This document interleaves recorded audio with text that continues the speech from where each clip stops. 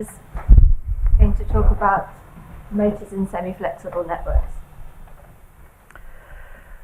So this is work that we had in the framework of a large biological program, and it was together with another physicist who was formerly based in Russia, and this was actually our first biophysical work. And so that's where we behaved like physicists, of course, not like biologists. So it's again a talk about cytoskeleton, and it's good that Karsten talked about, introduced something more about cytoskeleton. And I will be talking about cytoskeleton on a different level from what Karsten was talking.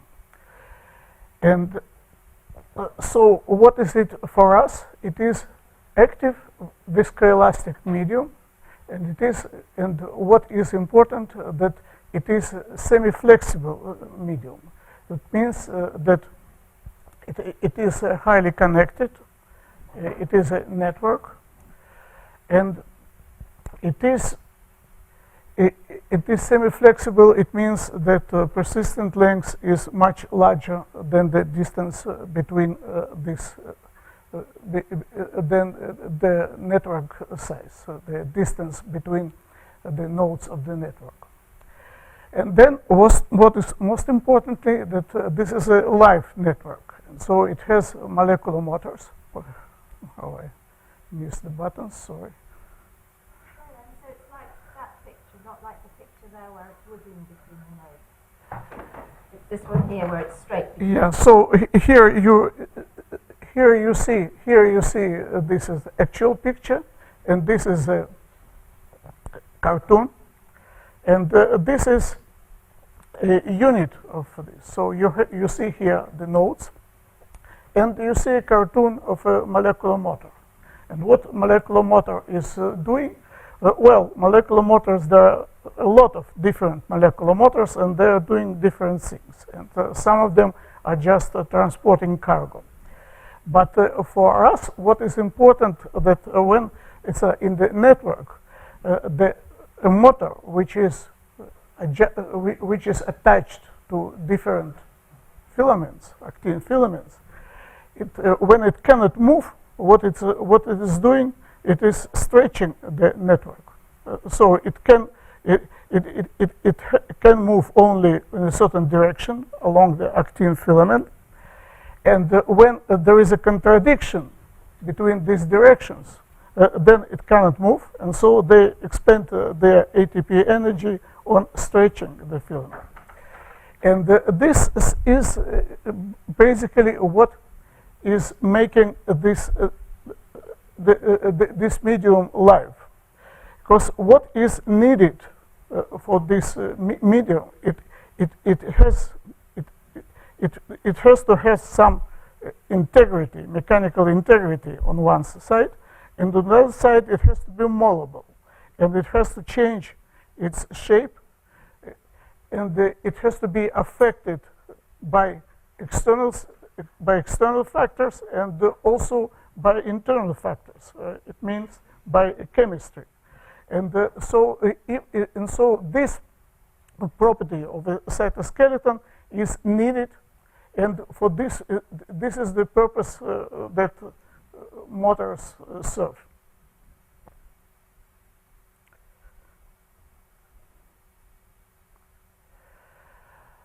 So, and what happened?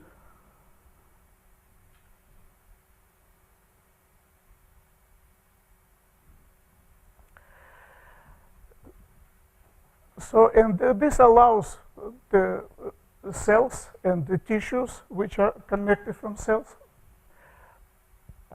to execute different functions.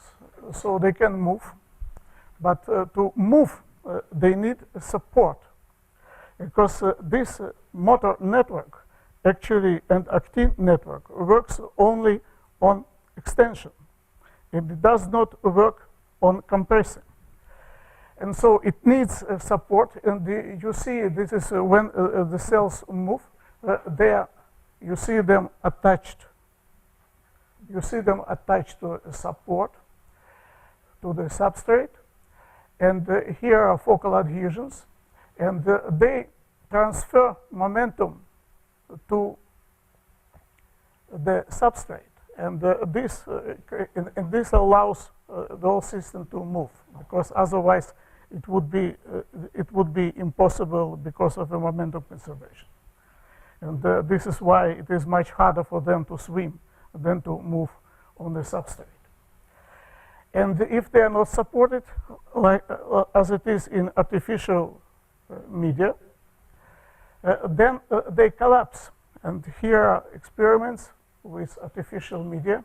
What is artificial medium is the same actin-myosin network, actin filaments plus motors, but without all the mechanism, all other mechanism which is in the cell. And so most precise mechanical data on this system come from in vitro experiments which are made on this reconstituted medium. And you see here, this is one of the nice experiments by Kondering. And you see that here the actin network collapses into patches of activity with myosin and actin network. Well, I say myosin, this is myosin. Now, these mechanical properties are studied by different methods. And one has to say that actually the result depends on the method. And the result depends not only on the method, but also on experimental protocol. And this is one consequences of these complex interactions between actin and myosin network. Well, here you can see, you can read different networks. One of the best is here, microbead, which are rotated by magnetic field. And here is an optical trap, and there are also other methods, and here is ATM, which is here is the difference is that the result depends whether it is a point of force or it is a distributed force. Now, cytoskeleton is studied on different levels of description. And you can start from microscopic theory of motor attachments and polymerization, braking, thread milling, alignment. And there is quite a lot on this. And Karsten talked in the beginning of his talk of partly of this kind of processes. And here is another level, the opposite level. It is a macroscopic level, which can be studied with continuous models and discrete models on the level of cell and tissue. And this is actually, I'm mostly interested in this. And this is where it touches most closely the theory of liquid crystals, the liquid elastomers. But today I will talk about this middle level. And this is a statistical method deducing macroscopic response based on microstructural characteristics. So this connects these two levels. And what is important here is the role of motors, and then the nonlinearities in response which appear naturally from this description. And then, of course, not to forget biological reality, which is very complex and involves chemical signaling. And here, what is most interesting really is interaction between chemistry, mechanics, and polarization, which may be very complicated and which exists already which may be too much complicated in nature, but it exists also in the artificial elastomers. So now this is the outline of this talk, and the important moment that I'll stress here is that there is a double role of motors, stiffening by pre-stress and softening by noise. And this is what is needed to make a system moldable. It has to be able to affect the system in different ways. And now I'll talk about the role of noise and about the pre-stress dependence of elastic modulus, which gives this nonlinearity, and on mechanosensitivity. And then, if I have time, I'll come I'll talk more about noise. I wonder why it goes. Molecular motors.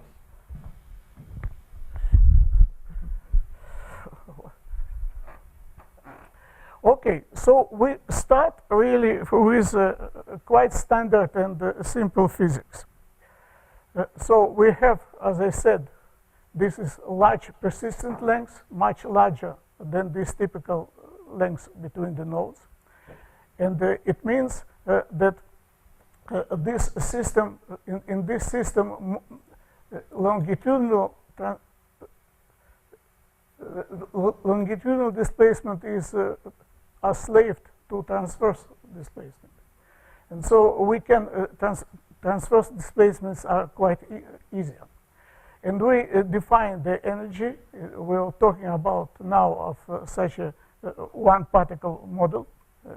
We consider just one piece of filament between two nodes. And here we can define energy, which is a bending energy and stretching energy. And here is bending modulus, and here is stretching modulus, which is proportional actually to the stress. And there is noise. Now, for this system, we write, or the people write, this is Langevin equation. This is the dissipative equation, which is derived from this energy. And here is noise. And the standard noise is thermal noise, which is white noise. And so what is a new element that we will add here is the motor noise, which is colored noise. Colored noise, it means that there is here this decay function of this noise, and the constant gamma is a typical, it should be a typical motor attachment-detachment time. And then there can be a question whether it is additive or multiplicative noise. And one can imagine multiplicative noise which comes from discrete action of motors. It lifts the leg and then attaches it again, and so this introduces some noisy stress. But more important, but this is a rather fast process, this step of the motor. And the most important is additive noise, which comes from attachment of and detachment of motor. In the end, I actually show some explicit simulations with this noise. Now, this is experimental demonstration of this noise. This is a paper by a group of Joigny. You have a single filament attached to a particle held in a laser trap, and the position fluctuates all the time. And why it fluctuates? Because of this, there is actually no other reason but attachment and detachment of these motors, which are adsorbed on the substrate. Now, next we have Langevin equation, and well, it's quite easy to solve because it is just a linear equation. So you have a spectral expansion. you can non-dimensionalize it, introduce typical frequencies, dimensionless frequency of bending and stretching, which are based on the respective constants, and get rid more or less of the mobility. And solving this gives us transverse displacement. And once you have a transverse displacement, we can obtain the correlation function, which defines the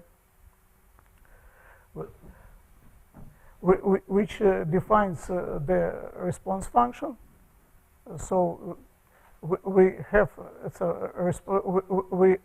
here the stress, fluctuating stress, as it is in experiment, and a response function will be dependent on the frequency of this perturbation, and this gives these formulas. This is for standard for thermal noise, and this is a bit more complicated for motor noise. And this is an infinite series, but this infinite series actually converges by two terms practically are enough, or even one. Now, what we obtain here? First of all, we can recall a fluctuation dissipation theory. And so, which states that that response divided by viscosity coefficient defines temperature. And this is for thermal noise. It is a real temperature if we compute it all.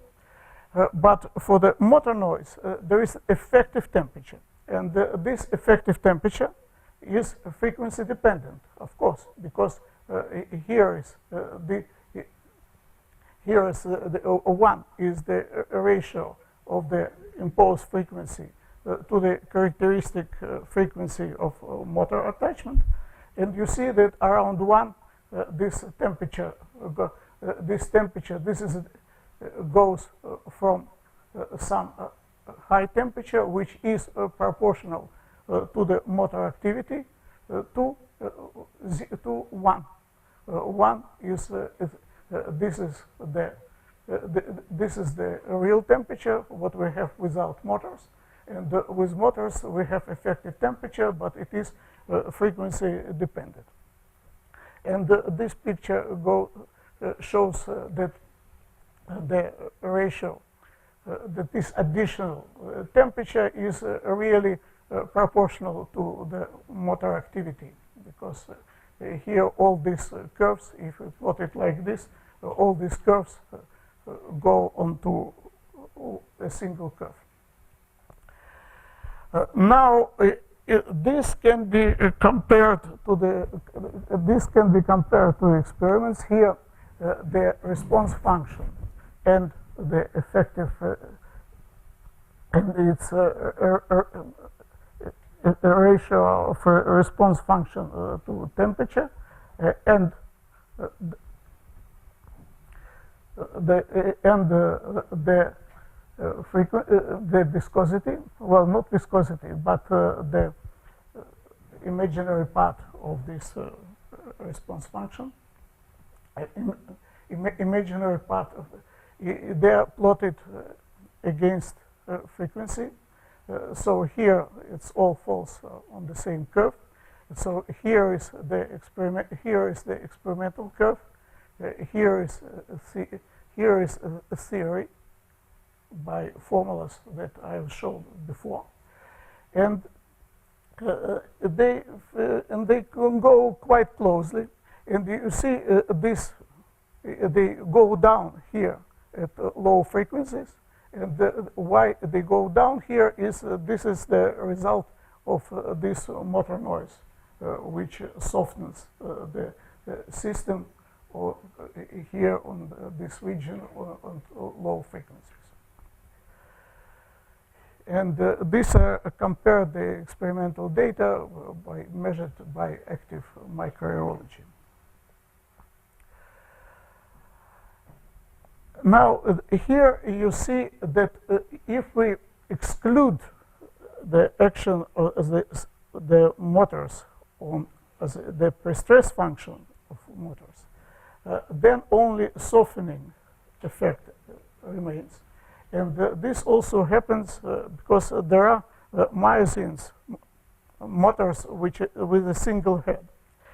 And these motors with a single head, they don't stress, they cannot stress because they are attached to a single filament. So you need at least two heads to stretch. And here are experimental data where you see indeed that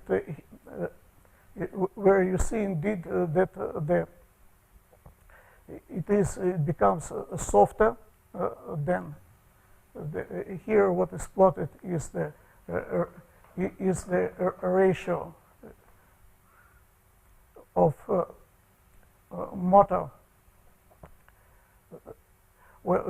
shear modulus. Well, what is here? Well, I had to say that here instead of before we had compliance, and now what is here is the shear modulus, which is the inverse compliance, but multiplied still by other things, which because it depends on actin concentration and so on.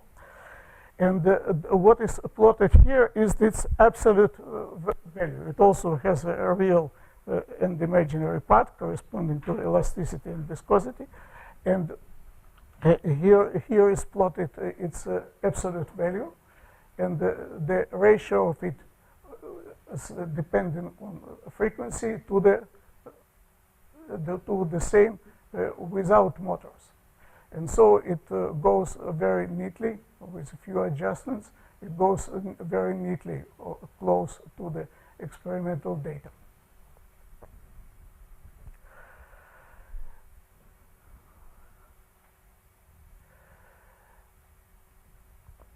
And here they are separately, the real part and imaginary part as a function of frequency.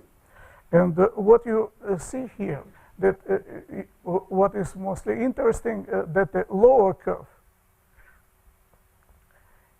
lies below the curve without activity. So here, here at this level, at this level, so here it is, they differ by the pre-stress, and so by low pre-stress, it goes below the tonal system without motors. So here is purely softening action, and here they are already stressed because this action of stress prevails. And the same here for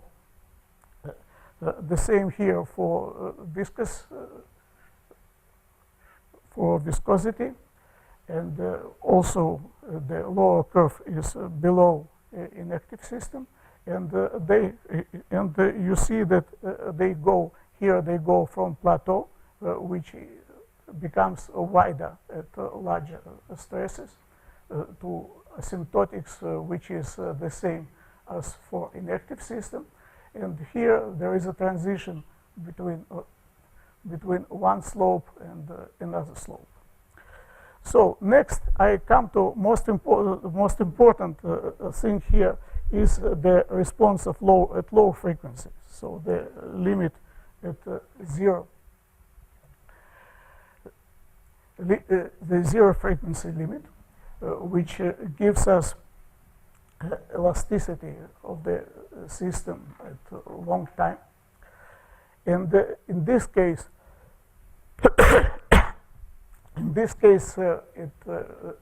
everything can be done analytically. So here is the here is the expression, the analytical expression that gives the response function as a function of dimensionless stress defined here. And it is expressed through Langevin function shown here, and I'll show the plot on the next slide. And here, this is for thermal noise, and then for the colored noise, there is a somewhat more complicated expression, which involves nothing more than the solution of a quadratic equation.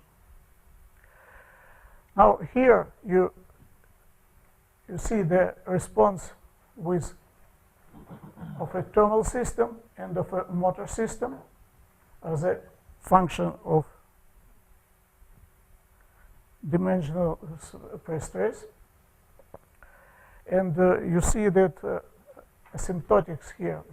So here it becomes stiffer, the system, and asymptotics is different in inactive system and in the active system. From -3.2, it comes to -3. Well, here you see some plots which go down and some plots which go up, and because they're inverse quantities. This is the response function, and another one was the shear modulus. Now, now I show this function here explicitly, and this is a very interesting function. You see that here that the response function goes down at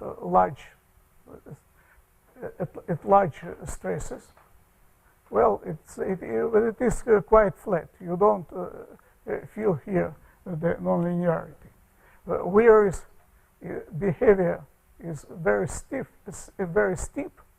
is at negative stresses, at compression, and it goes here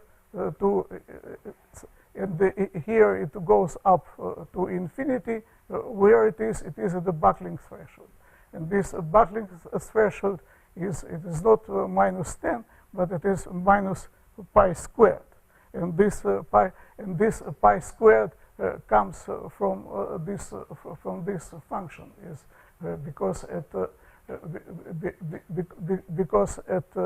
pi it goes to cotangents goes to infinity. This hyperbolic cotangents turns into cotangents and goes to infinity. And this is, one can say that this is the reason why it collapses in the active media when there are no constraints and no support. And this is such a source of buckling instability.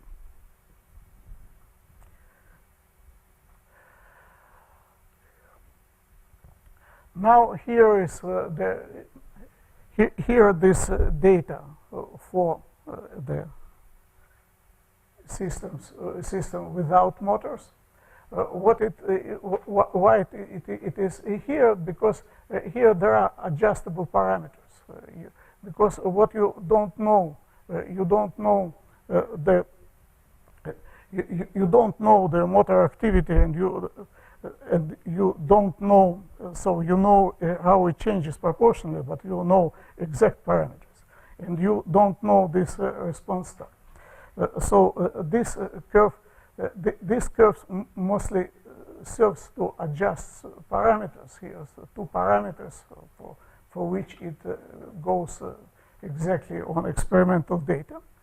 But then, with the same adjustable parameters, it is applied to a system with motors.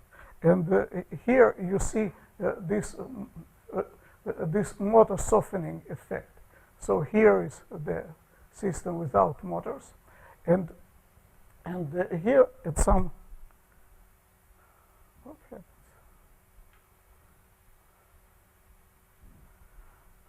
I don't do anything. It just wants to take a break by itself. And here is you see the motor softening effect because of the motor noise. And of course, you see it only at some intermediate motor activities, like here, this red and green, and then the blue curve already goes up. And this is also fits very well experimental data.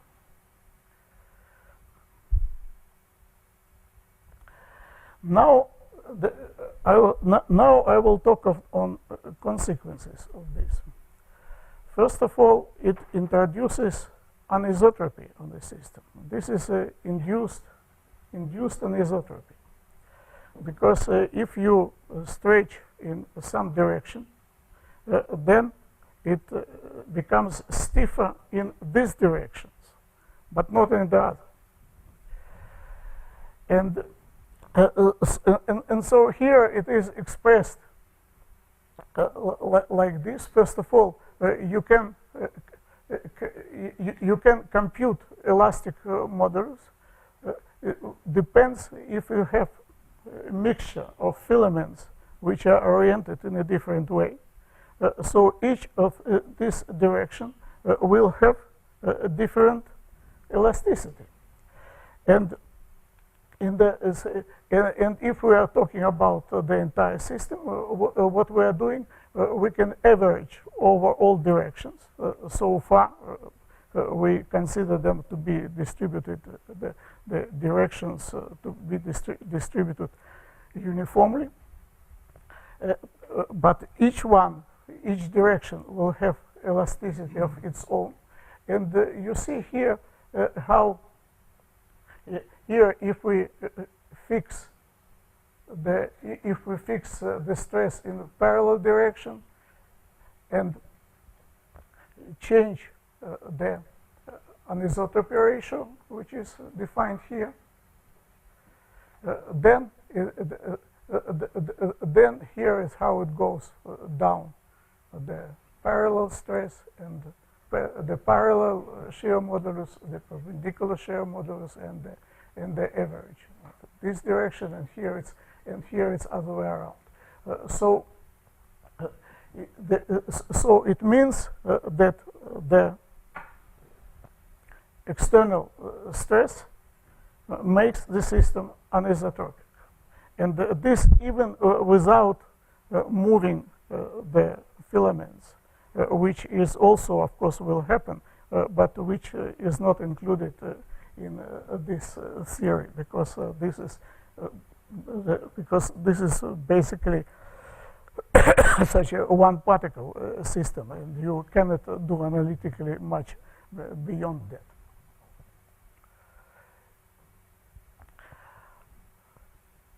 Now I will talk more about consequences of this, and I will talk now about a system which has myosin filaments. It means many myosin heads attached to a single filament. And this is really what is observed in most systems. The reason is that the myosin has a very low duty ratio. It means that if you have a single myosin, single motor with two heads, most of the time it will be unattached. So there are only a few percentage of duty ratio. And much more efficient is a myosin filament. And so this is what is called sarcomeric structure, which is in the muscles. And it consists in such a bundles of of myosin filaments and of actin filaments. And they're really ordered. So this is really such a kind of liquid crystalline structure with nematic polarity. But this nematic polarity is in the muscle or in the stationary cell. And when it cell starts to move, then this nematic polarity changes to polar polarity. And this causes spontaneous symmetry breaking in some models. So now this picture, I see the part of this picture. And what you see here, that when such a filament is attached, then there is a collective interaction between myosin heads. Because if this one, so this is a part of the structure, so the motors, they want to move in this direction, but they cannot. And because of this, they exert a force, which is a stall force of order of magnitude several piconewtons. And now each of them stretches the filament. And since it stretches the filament, then the other one feels this stretch too. How it feels? Because it is known experimentally that detachment rate of motors depends on stress. And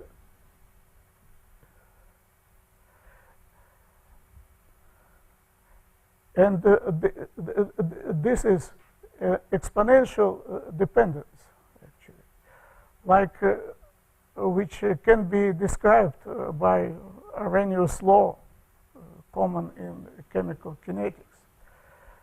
So that the attachment rate is usually considered constant, though probably it is not either. But the detachment rate decreases with tension, and also it will increase if there is a tension in the normal direction. But this alpha and beta is not inversely proportional to temperature, to T. It's nothing. You mentioned Arrhenius' law, but it doesn't mean that. Yeah, of course. Well, you have to write here. You have to write KT down here, but since it is isothermal process, I just don't write it. So now.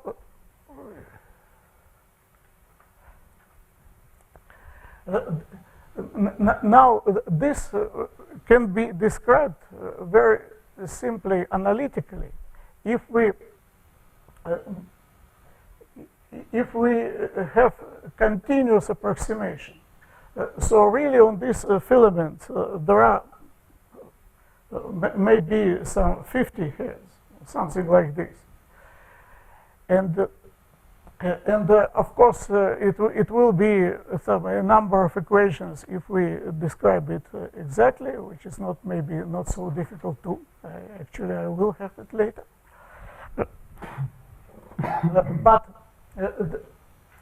But continuous approximation allows us to solve the problem analytically. So what is continuous approximation? That we have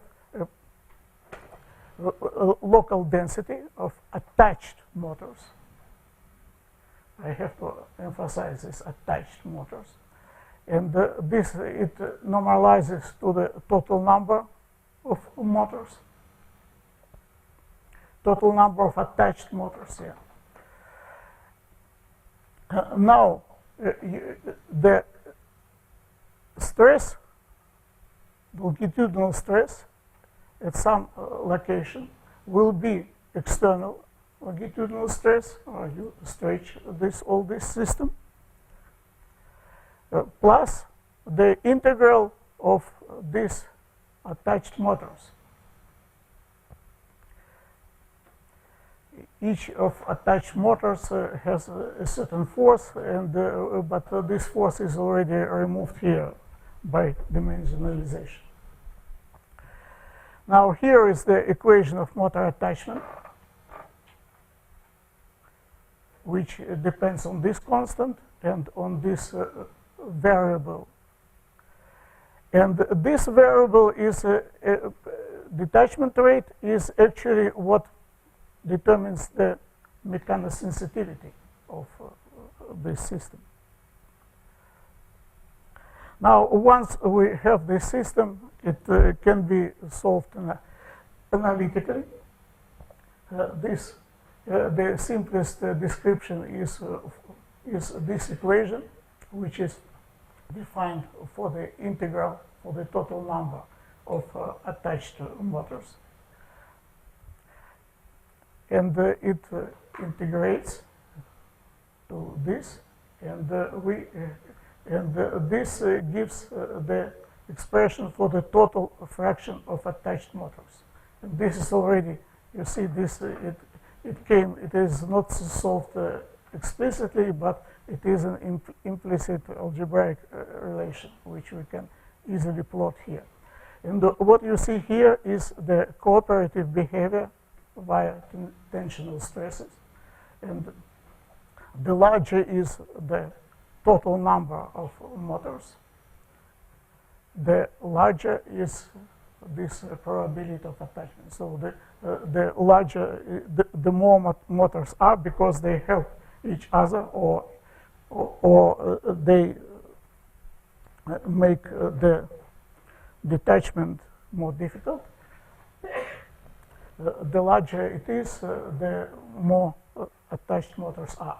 And it can be also expressed as a larger duty ratio or as a larger dimensionless attachment time,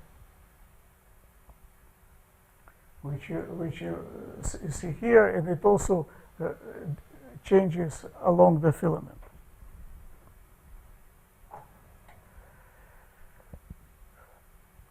And this longitudinal stretching also increases the transversal force, which is required for actin-myosin disconnection. Now I have to run a bit faster. Now, what happens here? Now I will use it to describe the effect of experiments where there is a very strong reaction of the mechanical properties of this system to stretch. Means that here, if you stretch this filament too strong, then it will rupture. So there is a limit to it. So there is a certain rupture threshold. On the other hand, if you stretch the system in a normal direction to the filaments, then there can be disconnection of motors. This is before that. Before I come to whether the continuous approximation is good enough. Here is the comparison of exact computation with the continuous model, and it depends, of course, on here is only of the number of motors. The larger is the number of motors, the better it works. But here you see that it works even for just for 10 motors.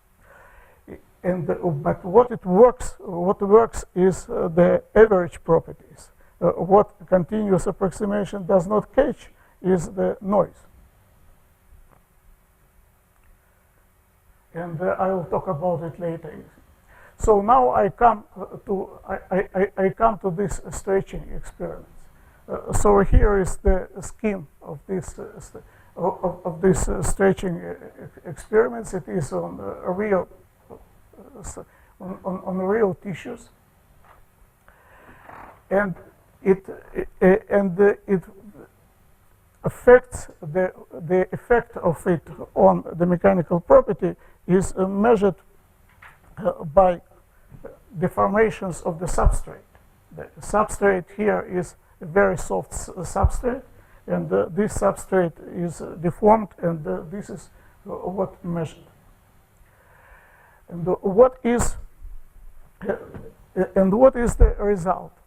If there is such a protocol that there is some pulse of stretching, and then it is relaxed.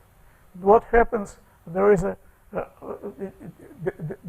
immediately after a stretch, there is a very strong decrease in the elastic modulus, and then it is restored rather slowly. It restored to more or less the same value with some changes. And what happens? And well, our hypothesis is like this. So we have this system, which we just considered now, and it can undergo such catastrophe. One is that there is disruption of actin-myosin connectivity, which would happen at the normal stage. And another one is breaking of actin filaments. They are weaker than myosin, which will happen at strong longitudinal stress.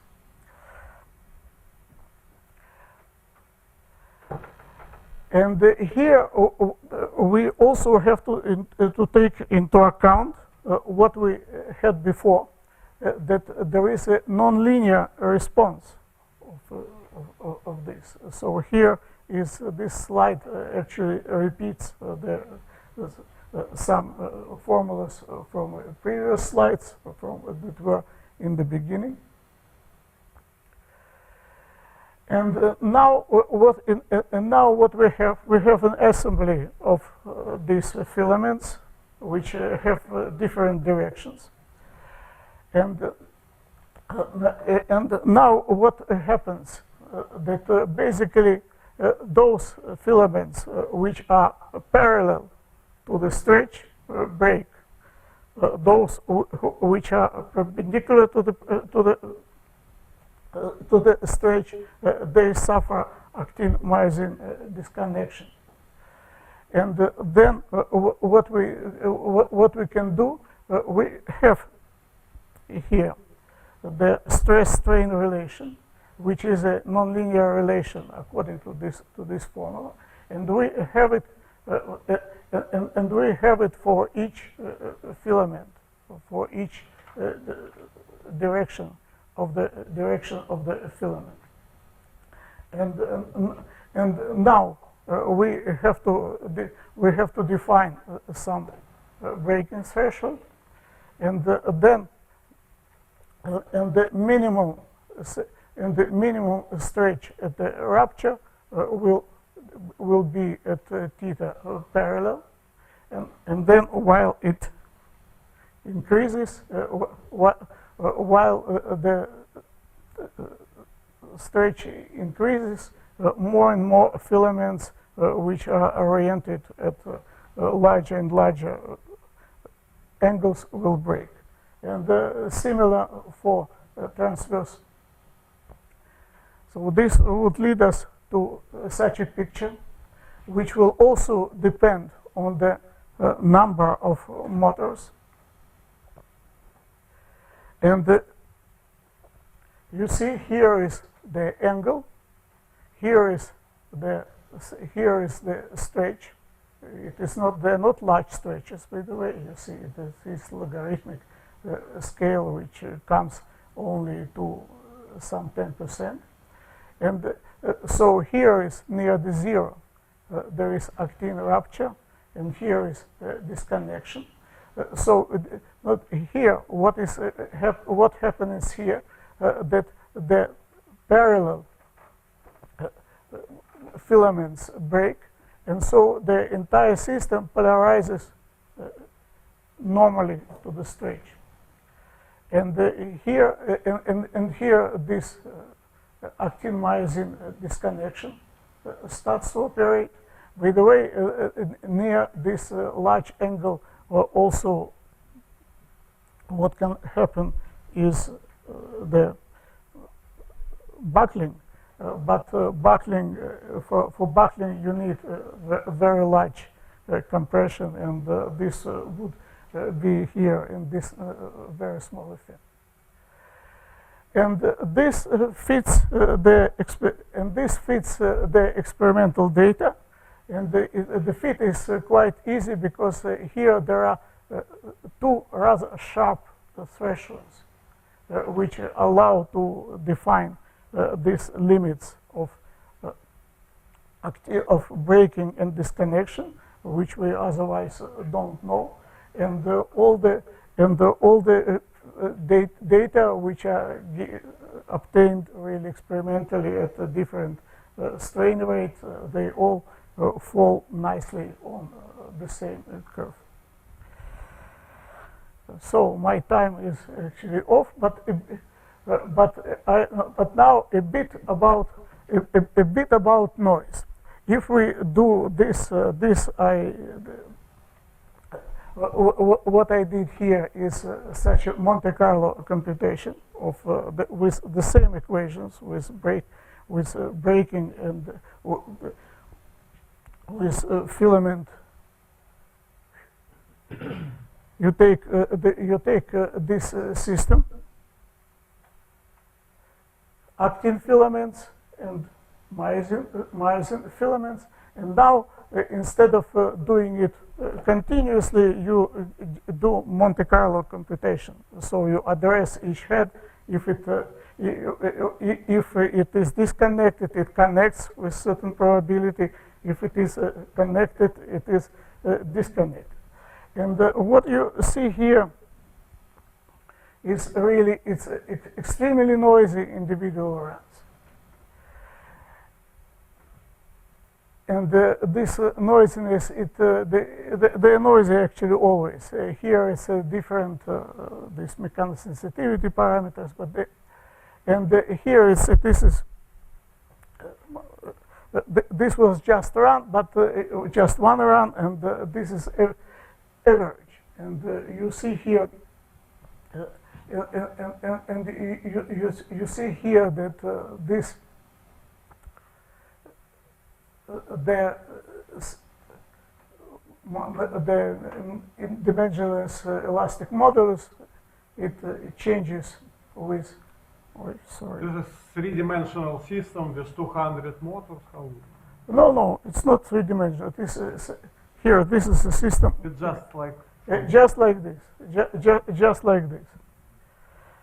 And here you can see you can see here that how the dependence on the modulus on mechanosensitivity parameter, and also its standard deviation. And it looks qualitatively the same really. So if you say increase the number of these filaments, then noise goes down a bit, but anyway it remains noisy. And the same here are several pictures. Some when they are allowed to break, and others which are not allowed when they are not allowed to break. Now I'll just show. No.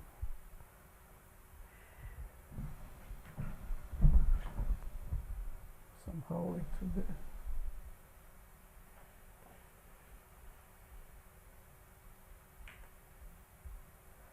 No. No, you have to. Well,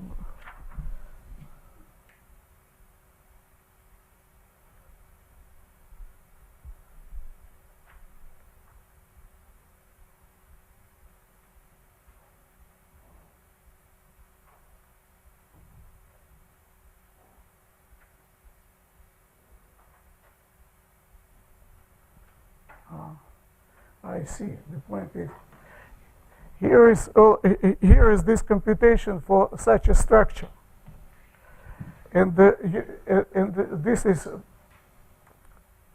the sarcomeric structure and the muscle, and you see here very noisy dynamics of these connecting lines. And here there are small fluctuations which are connected with individual heads, and sometimes there is a break of conductivity in one of these filaments, and so there are large drops. And this is why actually, if we just hold something like this, it is difficult. You expend energy, though don't carry any work, because all the time there is this motor noise, and this motor noise consumes ATP. It requires energy, and this is this is the action of this noise. So this is the last slide, and so what? Here are conclusions. We was talking about double role of motors. And I showed some experimental comparison of this rather simple theory with experiment. Then I was talking about cooperative behavior, right, tangential stresses, and about noisy anisotropic response, mechanical sensitivity, and noisy dynamics. Thank you for your attention.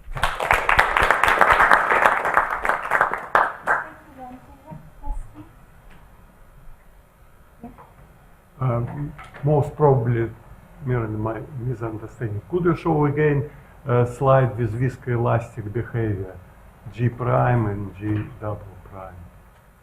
I'll do many like this. It's no. In the beginning. Yeah.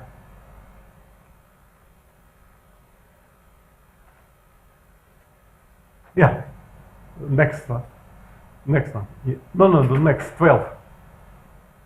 Yeah.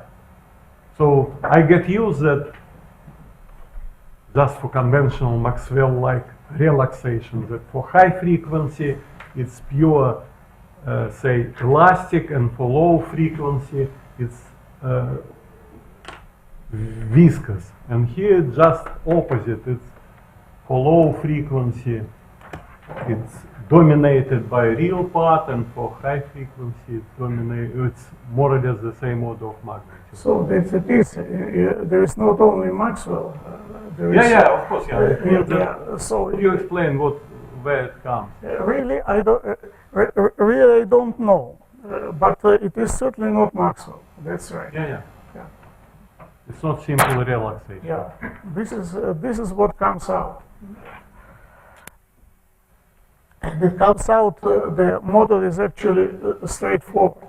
What is really lacking here is the interaction, because all this applies to so-called affine systems. And with non-affine systems, there are simulations, and the simulations, as far as I know, they're only for networks in 2 dimensions, and they start from more uniform network, and then it becomes strongly non-uniform. There are holes and there are collapsed regions. But if you have the network more connected, this effect disappears. So it depends actually on connectivity of the network. If you have a large number of filaments per node, then of course it will disappear. Another question here. I think I missed the definition of your motor noise. Can you show the slide again where you define? So still The second or third slide. There's this one. yeah. So what's the picture behind the motor noise? So you have the 2 endpoints of your filament, which is where the motors sit. Well, this is, So why do you have a motor noise which is distributed along the filament? This is something I do not understand.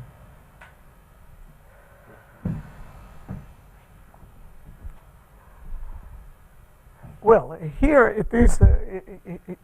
Here it is a simple definition, which is so. If motors here, you don't think about it as an individual motor, but as some coarse-grained model that sits on these filaments. They sit on the filaments and disturb it, of course, uniformly. And like a thermal noise. So they operate as a thermal noise, and the only definition is the. Now, in the computation that I showed in the end, there they are not distributed. There they are not distributed uniformly, because there in numerical computation, that's really there are individual motor heads that attach and detach, and there the stress along the filament would be variable.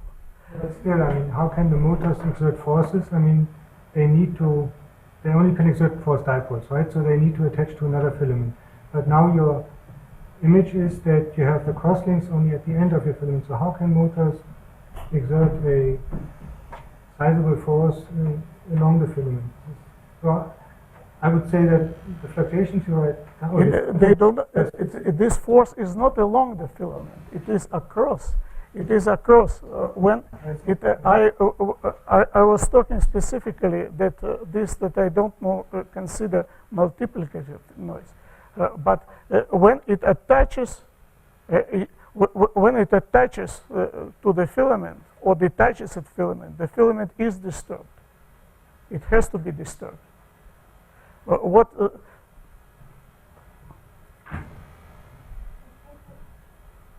This is one more question. Well, Let's move on and then finish that one off later. Yeah, go on. If you include the dynamics of the total number of attached motors, what maintain the finite number of? I guess. It is just a filament with a fixed number. There is a filament which has a fixed number of motors. Suppose if you want to include the change of this total number, because of well, if I have to include, I have to include the equation for this change. I would have to include some cause of this change. I'll have to include some chemistry. See, so for the actin filaments, you also can include this polymerization rate and so on. Here, without complications in these models can be actually without them. But here it is assumed that this motor filament is a stable object, and it is a relatively stable object compared to the detachment, because it is these motor heads, they're easily attached and detached. But to disconnect from these filaments where all their tails there, it is like this. They have intertwined heads and so on, and it is a rather stable object. Great. Okay. We're at Cambridge and it's 4 o'clock, so it must be tea time. Thank you very much, Len. Thank you.